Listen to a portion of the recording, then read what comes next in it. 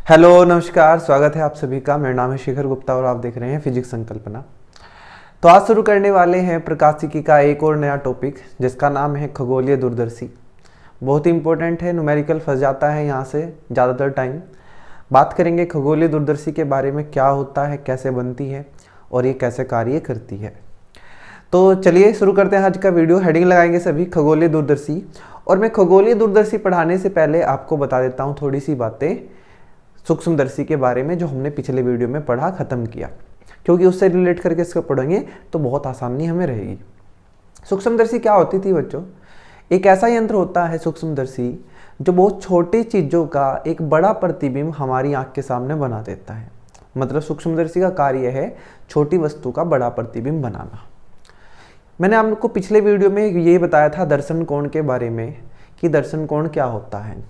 दर्शन कोण ही ये चीज़ डिसाइड करता है कि कोई वस्तु हमें देखने में बड़ी दिखाई देगी या छोटी दिखाई देगी। क्या होता है दर्शन कोण? किसी वस्तु द्वारा हमारी आंख पे बनाया गया कोण दर्शन कोण कहलाता है। कोई वस्तु जितना बड़ा दर्शन कोण आंख पे बनाएगी वो उतनी ही बड़ी हमें दिखाई देगी। जितना छोटा दर्शन कोण होगा वस्तु उतनी ही छोटी हमें दिखाई देगी। जब हम प्रकाशिक यंत्रों का यूज करते हैं तो बच्चों उसमें होता क्या है, हम ये प्रकाशिक यंत्र जैसे सूक्ष्मदर्शी छोटी वस्तु का प्रतिबिंब बड़ा हमारी आंख के पास बना देती है और वो बड़ा प्रतिबिंब हमारी आंख पर एक बड़ा दर्शन कोण बनाता है जिससे हमें वस्तु बड़ी दिखाई देती है।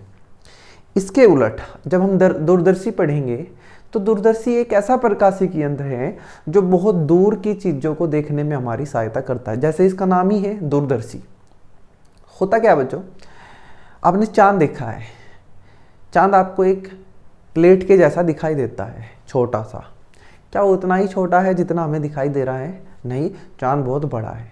सूरज भी हमें एक प्लेट के तरीके से दिखाई देता है। क्या सूरज भी इतना ही बड़ा है जितना बड़ा हमें दिखाई देता है? बिल्कुल नहीं।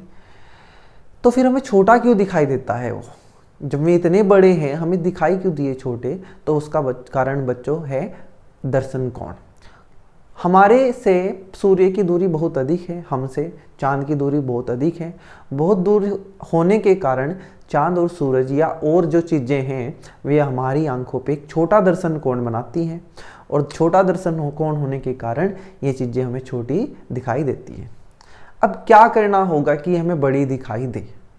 अब इनको तो ऐसे नहीं किया जा सकता कि चांद को उठा के मैं अपनी आँख के पास ले आऊँ तो मुझे बड़ा दिखाई देगा, जैसे हम किस में कर लेते हैं सूक्ष्मदर्शी में। जैसे मुझे ये मार्कर के पे कुछ लिखा हुआ नहीं दिखाई दे रहा तो मैं क्या करता हूँ बच्चों, इसको अपने पास ले आता हूँ और वो मुझे दिखाई देने लगता है। मतलब हमारी आंखें किसका काम कर रही हैं? सूक्ष्मदर्शी का। लेकिन क्या मैं चांद को, सूरज को उठा के ऐसे लेके आ सकता हूँ अपनी आंख के पास? बिल्कुल नहीं। तो इसका मतलब ये है कि सूक्ष्मदर्शी की तरीके से, या ऐसे मान लीजिए कि इस वस्तु को अपनी आंख के पास लेके मैं इसको बड़ा देख सकता हूँ, ऐसे उन चीज़ों को हम अपने पास नहीं ला सकते। इसलिए यूज किया जाता है दूरदर्शी। क्या करता है दूरदर्शी? क्या दूरदर्शी सूक्ष्मदर्शी की तरह एक छोटी वस्तु का बड़ा प्रतिबिंब बनाता है? सोच सकते हैं ना ये बात आप? सूर्य कितना बड़ा है, क्या सूर्य से बड़ा प्रतिबिंब बन सकता है? सच में नहीं बन सकता। इतना हो सकता है कि सूर्य का एक प्रतिबिंब हमारी आंख के पास बनेगा और वो प्रतिबिंब हमारी आंख पे एक बड़ा दर्शन कोण बनाएगा जिससे हमें प्रतिबिंब बड़ा दिखाई देगा। किससे बड़ा दिखाई देगा? जो हमें अभी दिखाई दे रहा सूर्य। जैसे आपने दिन में सूर्य देखा तो आपको एक गोल प्लेट की तरह दिखाई दे रहा, आप बस दूरदर्शी की सहायता से उसको बड़ा देख सकते हैं। क्या सूर्य से बड़ा प्रतिबिंब बनाया जा सकता है वास्तव में जितना बड़ा सूर्य है? बिल्कुल नहीं। सूर्य बहुत बड़ा है बच्चों और उससे बड़ा प्रतिबिंब नहीं बनाया जा सकता। तो अपने दिमाग में इतनी बात अच्छे से डाल लें कि दूरदर्शी कभी भी किसी वस्तु का प्रतिबिंब उससे बड़ा करके नहीं दिखाती। दूरदर्शी का काम ये है कि जो चीज़ हमें छोटी दिखाई दे रही है, जो हमसे दूर स्थित है, जैसे चांद, उस चांद का प्रतिबिंब हमारी आंख के पास बना देगी और वो हमें बड़ा दिखाई देगा।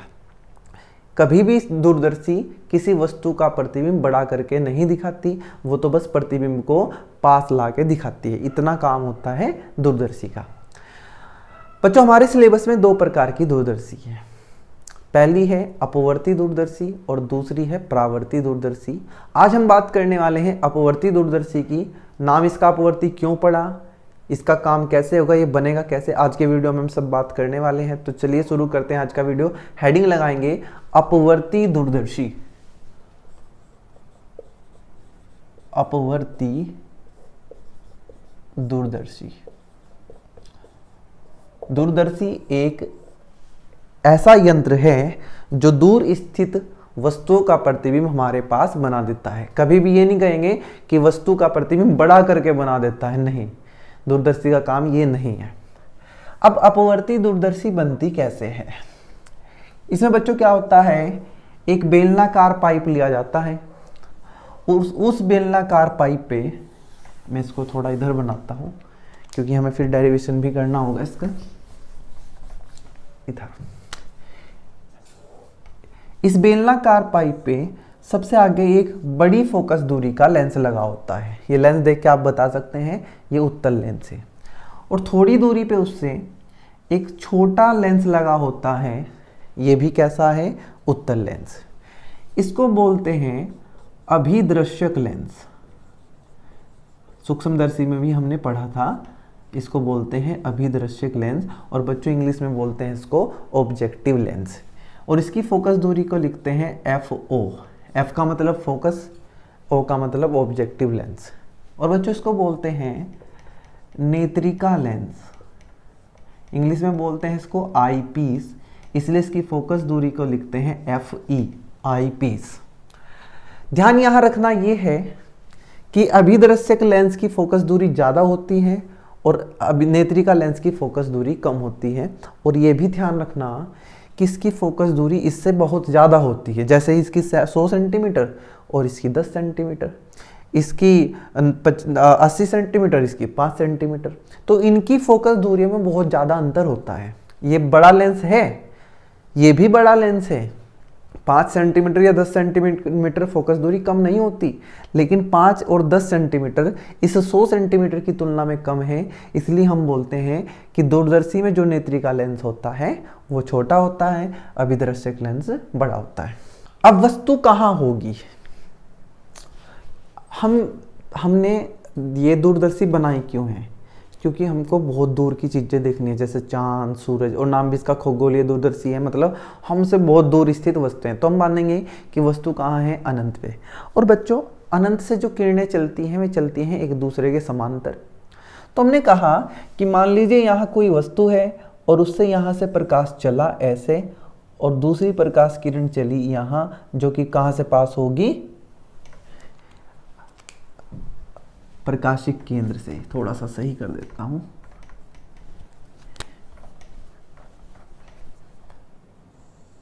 ये इसके समांतर आई, ये गुजरी प्रकाशिक केंद्र से, तो ये तो बच्चों सीधी निकल जाएगी।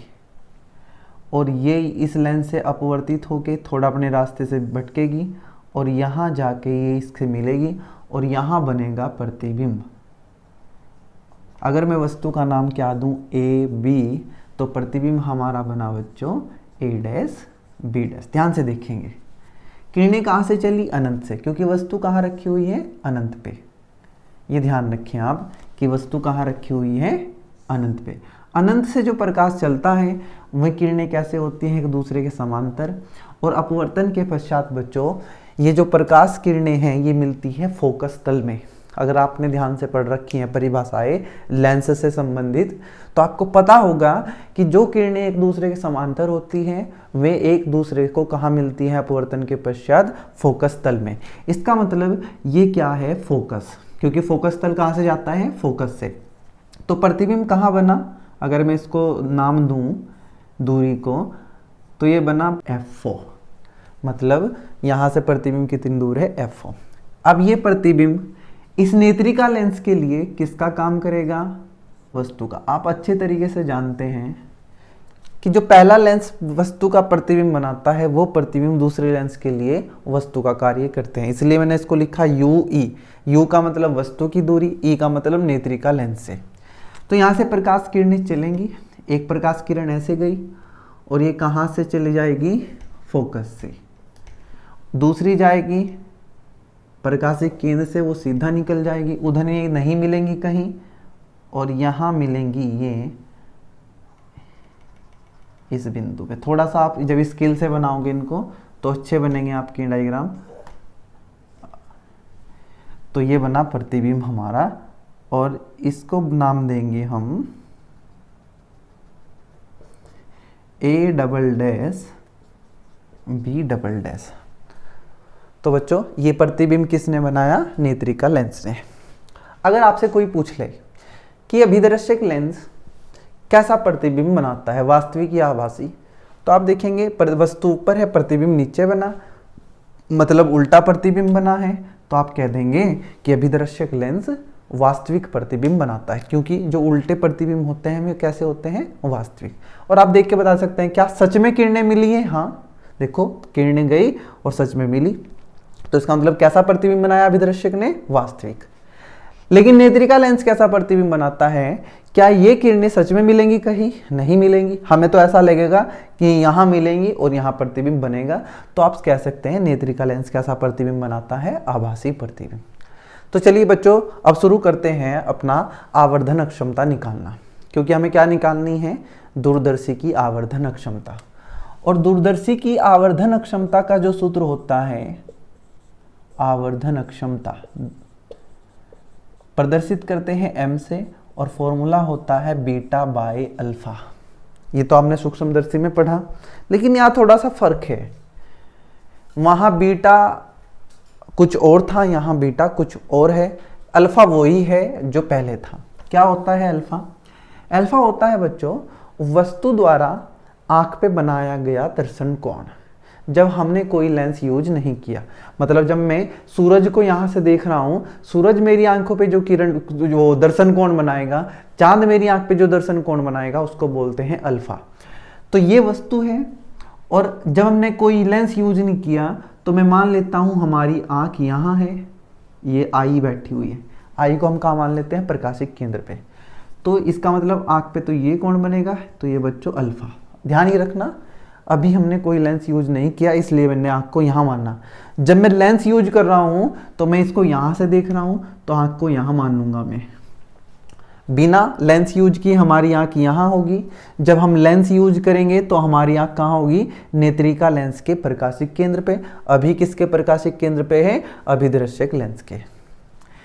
क्या ये अल्फा निकालने का यहाँ से कोई चांस है? क्या कोई आपको त्रिभुज बनता दिखाई दे रहा है? नहीं, क्योंकि अल्फा निकालना है तो मुझे त्रिभुज बनना दिखना चाहिए, जैसे हमने सूक्ष्मदर्शी में निकालना था। तो बच्चों मुझे बताओ कि अगर ये कोण अल्फा है तो ये कोण भी तो कितना होगा? अल्फा। आप जानते ही है ना कि अगर ये अल्फा होता है तो ये भी अल्फा। तो देखो ये किरण ऐसे गई, ये किरण ऐसे गई, तो ये अल्फा, तो ये भी क्या? अल्फा। तो अब मुझे त्रिभुज मिला जिसमें क्या है? अल्फा। और ये रहा हमारा ऐसा त्रिभुज। ध्यान से देखना, ये इसको नाम देते हैं O, इसका नाम A डैश B डैश। तो हमने कहा O A dash B dash, और ये कोण कितना है? अल्फा। अच्छा, ये O A डैश कितना है? F। तो हमने इसको क्या लिखा?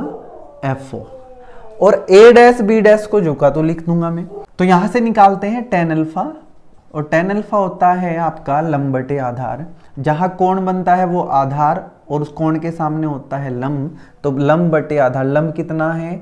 A डैश B डैश, और बच्चों आधार कितना है? O A dash. तो मैंने इसको लिख दिया O A डैश।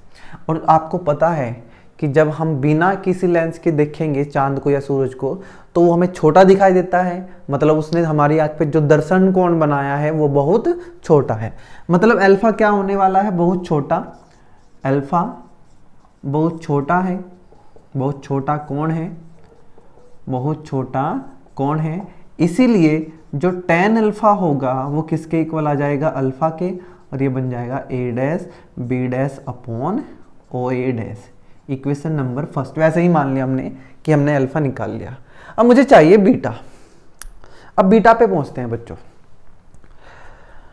बीटा क्या होता है? अंतिम प्रतिबिंब द्वारा हमारी आंख पे बनाया गया कोण। और अंतिम प्रतिबिंब कहाँ है? वस्तु का प्रतिबिंब पहले बना A डैश B डैश पे, फिर A डैश B डैश का प्रतिबिंब बना A double dash B double dash पर, और इसके बाद कोई प्रतिबिंब नहीं बना। इसका मतलब A डबल डैश और B डबल डैश क्या है? हमारा अंतिम प्रतिबिंब। अंतिम प्रतिबिंब हमारी आंख पे और आंख यहां बैठी हुई है, जो कोण बनाता है उसको बोलते हैं बीटा। तो अब हमारा काम है बीटा निकालने का। परिभाषा ध्यान रखेंगे, अल्फा क्या है? वस्तु द्वारा हमारी आंख पे बनाया गया कोण। जब वस्तु अपनी स्थिति में बनी हुई, क्योंकि चांद को तो मैं उठा के नहीं ला सकता ना यहाँ, जैसे हमने सूक्ष्मदर्शी में क्या पढ़ा था, अल्फा। जब वस्तु d दूरी पे रखी हुई हो तब हमारी आंख पे बनाया गया कोण क्या होता था, अल्फा। क्या बच्चों, मैं चांद को d दूरी पे ला सकता हूँ? d मतलब स्पष्ट दृष्टि की न्यूनतम दूरी, नहीं ला सकता। इसका मतलब यहाँ अल्फा क्या है? वस्तु द्वारा, चांद द्वारा मेरी आंख पे बनाया गया कोण, जब मैंने कोई लेंस यूज नहीं किया है, कोई प्रकाशिक यंत्र यूज नहीं किया है। बीटा क्या होता है? अंतिम प्रतिबिंब द्वारा आंख पे बनाया गया कोण, जो कि कितना बना है, बीटा। और ये आपको दिखाई दे रहा है, ये O बोलना मैंने, इसको बोल देते हैं O डैश। तो ये त्रिभुज दिखाई दे रहा है आपको, O dash, A dash, B dash दिखाई दे रहा ना, ये देखो O dash, A dash, B dash, O dash, A dash और B डैश। ये कितना कोण है, बीटा। अच्छा जी, ये कोण बना तो ये बना लंब, सॉरी आधार, और कोण के सामने क्या होता है, लंब। तो यहां से निकाल लेते हैं tan बीटा। tan बीटा होगा लंब A डैश B डैश बटे आधार O dash A dash, O dash A dash. ऐसे ही बीटा भी बहुत छोटा कोण है, तो tan बीटा किसके बराबर आ जाएगा, बीटा के, और या A dash B dash upon A dash A dash. समीकरण नंबर 2। वैसे ही समीकरण दे रहा हूं, इनकी जरूरत नहीं है, मैं आपको बस समझाने के लिए बोल रहा हूं। अब निकाल लेते हैं आवर्धन अक्षमता। क्या फॉर्मूला है आवर्धन अक्षमता का? देखिए, ये रही आवर्धन अक्षमता। तो हमने कहा आवर्धन अक्षमता m बराबर बीटा बाय अल्फा, और बीटा का मान कितना है, A डैश B डैश बटे O dash A dash upon alpha कितना है, A dash B dash upon O A dash. क्या ये A डैश B डैश गया A डैश B डैश से, और O A डैश घूम के ऊपर गया, तो बच्चों m कितना आया, O A डैश घूम के ऊपर गया, बटे में कितना, O डैश A डैश। अब बताइए O A डैश कितना है, O A डैश कितना है, F, और O डैश A डैश कितना है, O dash A dash UE। लेकिन क्योंकि ये दूरी इस तरफ माप रहा हूं मैं, प्रकाश ऐसे चल रहा है, प्रकाश के विपरीत दिशा में मापी गई दूरियां क्या कहलाती हैं, हमारी नेगेटिव। तो UE को क्या लिख देंगे हम, ऋणात्मक। ये फॉर्मूला निकल के आया बच्चों हमारा दूरदर्शी की आवर्धन अक्षमता का। इसको नोट कर लें सारे को, इससे ही आगे बढ़ पाएंगे हम। उम्मीद है मैं आपको समझा पाऊंगा। चलिए जल्दी से नोट कर लें और फिर बढ़ते हैं आगे। अब हमें निकालने के लिए बोला जाएगा बच्चों महत्तम आवर्धन अक्षमता। महत्तम आवर्धन अक्षमता। अब महत्तम आवर्धन अक्षमता क्या होती है, ये पहला पॉइंट कर लेता हूं। महत्तम आवर्धन अक्षमता, मैक्सिमम मैग्निफिकेशन पावर, मतलब इस m का मुझे अधिकतम मान निकालना। अधिकतम महत्तम आवर्धन अक्षमता का मतलब क्या है? इसका मतलब ये है कि जो प्रतिबिंब बनाया है दूरदर्शी ने, वो हमें सबसे स्पष्ट दिखाई दे। और बच्चों स्पष्ट कब दिखाई देता है प्रतिबिंब? जब वो स्पष्ट दृष्टि की न्यूनतम दूरी पे बने, मतलब हमसे 25 सेंटीमीटर पे। स्वस्थ नेत्र के लिए 25 सेंटीमीटर होता है, हो सकता है 30 भी हो जाए किसी के लिए, और प्रदर्शित करते हैं इसको D से। इसका मतलब अगर हमें महत्तम आवर्धन अक्षमता चाहिए तो मुझे प्रतिबिंब सबसे स्पष्ट दिखाई देना चाहिए, और सबसे स्पष्ट प्रतिबिंब मुझे कहाँ दिखाई देगा? न्यूनतम दूरी पे। और वो उसको किससे प्रदर्शित करते हैं? D से। तो इसका मतलब अंतिम प्रतिबिंब कहाँ बनना चाहिए? अंतिम प्रतिबिंब कहाँ बनेगा? D पर। D मतलब स्पष्ट दृष्टि की न्यूनतम दूरी, स्पष्ट दृष्टि की न्यूनतम दूरी। तो इसका मतलब D क्या है? जहां अंतिम प्रतिबिंब बनाइए। और बच्चों अगर मैं इसको हटा दूं यहाँ से, तो इस दूरी को हम किससे प्रदर्शित करते हैं, प्रतिबिंब की दूरी को v से, और किसके लिए है, नेत्रिका लेंस के लिए, यहाँ से माप रहा हूँ ना, तो इसलिए लिखूंगा इसको VE। तो यहाँ VE का मान कितना रखना चाहिए, d, क्योंकि अंतिम प्रतिबिंब कहाँ बनने वाला है, d पर। किसके लिए, महत्तम आवर्धन अक्षमता के लिए। और क्योंकि ये दूरी इस दिशा में मापी जाएगी, प्रकाश के विपरीत दिशा में, तो इसलिए इसको लिखेंगे -d। और UE की जगह क्या लिखेंगे, -UE, क्योंकि ये दूरी भी इधर ही मापी जाएगी। सारी दूरियां कहाँ से मापते हैं, प्रकाशिक केंद्र से, तो आएगा -UE। लगा देंगे लेंस सूत्र, 1/f बराबर 1/v - 1/u। सबके पैरों में लगा देंगे E, क्योंकि हम किसके बारे में बात कर रहे हैं, नेत्रिका लेंस के। 1/fe, VE की जगह कितना डाल देंगे, -d, UE की जगह कितना डाल देंगे, -UE।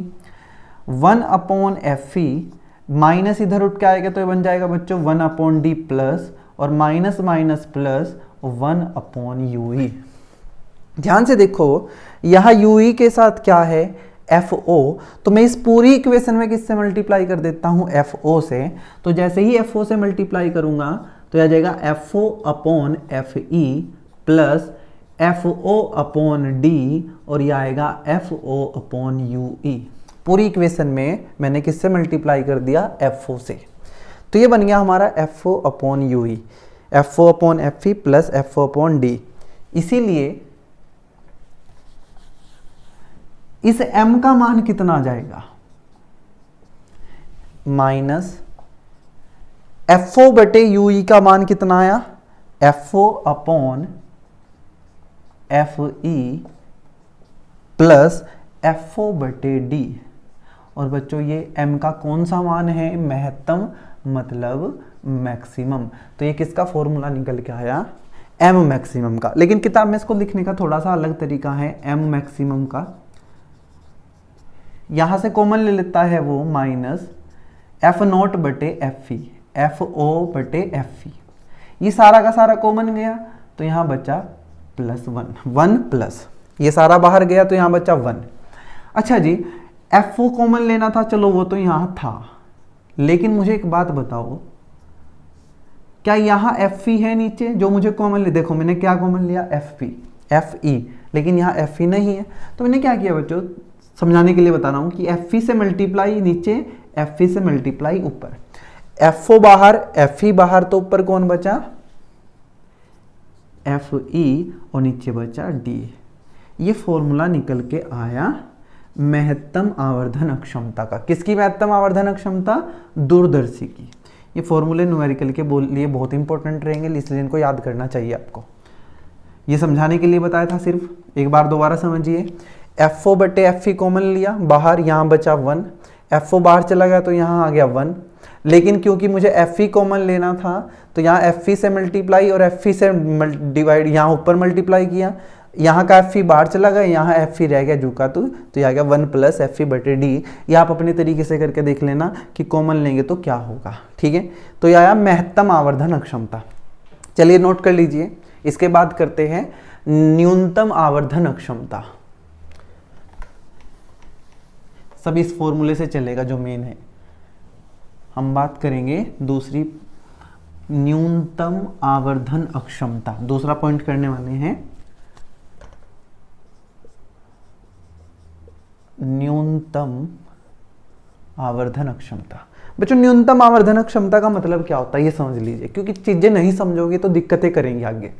न्यूनतम आवर्धन क्षमता का मतलब ये है कि हमें वस्तु स्पष्ट तो दिखाई देनी चाहिए, लेकिन उतनी नहीं दिखाई देगी स्पष्ट जितनी हमें वो सबसे नजदीक दिखाई देती। न्यूनतम आवर्धन क्षमता स्पष्ट दिखाई दे रही है, लेकिन वो हमसे सबसे दूर है। और बच्चों जब सबसे दूर होती है तो हम क्या बोलते हैं उसको, अनंत। मतलब न्यूनतम आवर्धन क्षमता कब होगी, जब हमारा मतलब हमारा जिसको हम देख रहे हैं, जैसे चांद को देख रहे हैं, चांद का प्रतिबिंब कहाँ बने, अनंत पर। तो न्यूनतम आवर्धन क्षमता के लिए अंतिम प्रतिबिंब कहाँ बनेगा, अंतिम प्रतिबिंब कहाँ बनेगा, अनंत पर। और प्रतिबिंब की दूरी किससे प्रदर्शित कर रखी है हमने, वी से, मतलब वी का मान कितना, अनंत। और यू का मान तो कितना होगा, माइनस यू। अब माइनस प्लस का खेल आप समझ गए होंगे। 1/F बराबर 1/UE, सॉरी क्या होता है लेंस सूत्र, 1/F बराबर 1/VE माइनस 1/UE। डाल दीजिए वैल्यू 1/F, VE की जगह अनंत, UE की जगह माइनस UE, 1/F बराबर 1 अनंत कितना होता है 0, माइनस माइनस प्लस 1/UE। अब देखिए यहाँ UE है, मुझे चाहिए FO/UE। अच्छा एक बार पहले यहाँ से ही देख लीजिए कि UE किसके बराबर आया है, FE की। अगर मैं इसको कर लूँ तो UE किसके बराबर है, FE के लिए, क्योंकि ये हमारे काम आएगा। अब UE बराबर FE आ गया तो यहाँ UE की जगह क्या डाल दें हम, FE। तो M बराबर आ जाएगा माइनस FO/UE की जगह FE। और ये कौन सा M है, न्यूनतम, मतलब ये किसका मान है, M मिनिमम माइनस FO/FE। ये थी हमारी न्यूनतम आवर्धन अक्षमता। सबसे पहले हमने आवर्धन अक्षमता निकाल ली माइनस FO/UE, फिर हमने उसका निकालना महत्तम मान M मैक्सिमम, और उसके बाद निकालना हमने M मिनिमम। क्लियर है क्या? एक बार इसको जल्दी से समराइज करते हैं कि ये हमारा अभिदर्शक लेंस है, ये नेत्रिका लेंस है। अभिदर्शक लेंस की फोकस दूरी ज़्यादा है, नेत्रिका लेंस की फोकस दूरी कम है। इसका कारण है बच्चों, क्योंकि हम चाहते हैं कि जो वस्तु हमें देखनी है उसका प्रतिबिंब हमें साफ साफ दिखाई दे। और वस्तु तब साफ साफ दिखाई देती है जब वहाँ से जितना प्रकाश चला वो ज़्यादा से ज़्यादा कहाँ मिल जाए, किसी एक बिंदु पे जहाँ उसका प्रतिबिंब बनाना है। तो अगर हम इसको छोटा रख लेंगे आकार में तो प्रकाश इसमें से कम ही तो निकलेगा। भाई इतना सा लेंस है तो इसमें से प्रकाश कम होगा, बड़ा लेंस होगा तो इसमें से प्रकाश ज़्यादा आएगा। तो हम चाहते हैं कि जिस वस्तु का प्रतिबिंब हमें बनाना है उससे चला हुआ प्रकाश ज़्यादा से ज़्यादा इस लेंस से होके गुजरे, इसलिए इसका आकार क्या रखा हुआ है, बड़ा हुआ है। जबकि सूक्ष्मदर्शी में इसका आकार छोटा था क्योंकि वहाँ वस्तु छोटी थी, वो लेंस के सामने होता है तो बड़े लेंस की जरूरत हमें नहीं है। ये छोटा क्यों है, इसका भी कारण है। छोटा इसलिए है कि यहाँ से जो प्रकाश निकले वो हमारी आंखों पे पहुँच जाए सारा, जिससे हमें प्रतिबिंब साफ साफ दिखाई दे। मान लीजिए बड़ा लेंस हो ये वाला, तो हम क्या करेंगे, बहुत सारा हमारी आंख यहाँ देखने रह जाएगी, कुछ प्रकाश यहाँ से निकल जाएगा, कुछ प्रकाश यहाँ से निकल जाएगा। तो हम चाहते हैं कि सारा का सारा प्रकाश हमारी आंख तक पहुँचे, इसलिए इसका आकार छोटा है, और बहुत सारा प्रकाश इसमें से होके गुजरे, इसलिए इसका आकार बड़ा है। अब बात करते हैं दूरदर्शी की लंबाई। दूरदर्शी की लंबाई क्या है, दूरदर्शी की लंबाई किसे बोलते हैं, दूरदर्शी की लंबाई अभिदर्शक लेंस और नेत्रिका लेंस के बीच की दूरी को बोलते हैं बच्चों दूरदर्शी की लंबाई। और वो कितनी है, FO+UE, FO+UE। और मैंने मोड़ लगा के लिखा, इसका मतलब ये है कि हमें बिना साइन के रखना है। कभी आप सोचो कि UE माइनस है तो आप उसको माइनस में नहीं, क्योंकि लंबाई हमेशा कैसी होती है, पॉजिटिव। तो आप इसको क्या ही करेंगे, इसको भी पॉजिटिव, इसको भी पॉजिटिव। और देखो यहाँ जब हमने न्यूनतम आवर्धन निकाला है तो UE किसके बराबर है, FE के। तो ये जो लंबाई आएगी ये आ जाएगी L बराबर FO+FE। लेकिन ये वाला फॉर्मूला हमेशा चलता है और ये वाला फॉर्मूला कब चलेगा, केवल न्यूनतम आवर्धन अक्षमता में। तो ये था सारा हमारा दूरदर्शी के बारे में।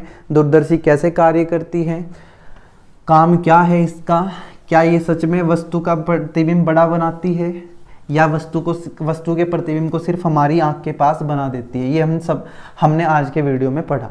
एक बार जल्दी से फॉर्मूला बताइए मुझे कि आवर्धन अक्षमता का फॉर्मूला क्या है, माइनस FO/UE।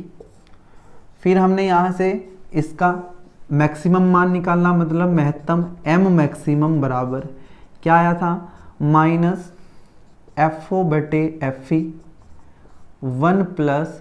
1+FE/D। फिर हमने निकाला M मिनिमम और वो आया है माइनस FO/FE। ये आपको न्यूमेरिकल में हेल्प करेंगी, और जब आप इसके न्यूमेरिकल सोल्व करें, हम प्रैक्टिस करेंगे जब, तो आप इसका रफ डायग्राम आसानी पहले बनाएं तो आसानी आपको रहेगी। उम्मीद है आज का वीडियो आपको समझ आया होगा। समझ आया है तो आप इसको अच्छे से पढ़ें और न्यूमेरिकल लगाने की कोशिश करें। एक वीडियो में मैं इसके न्यूमेरिकल करने वाला हूँ, मिलके करेंगे। मिलते हैं नेक्स्ट वीडियो में, तब तक के लिए पढ़ते रहें। Thank you.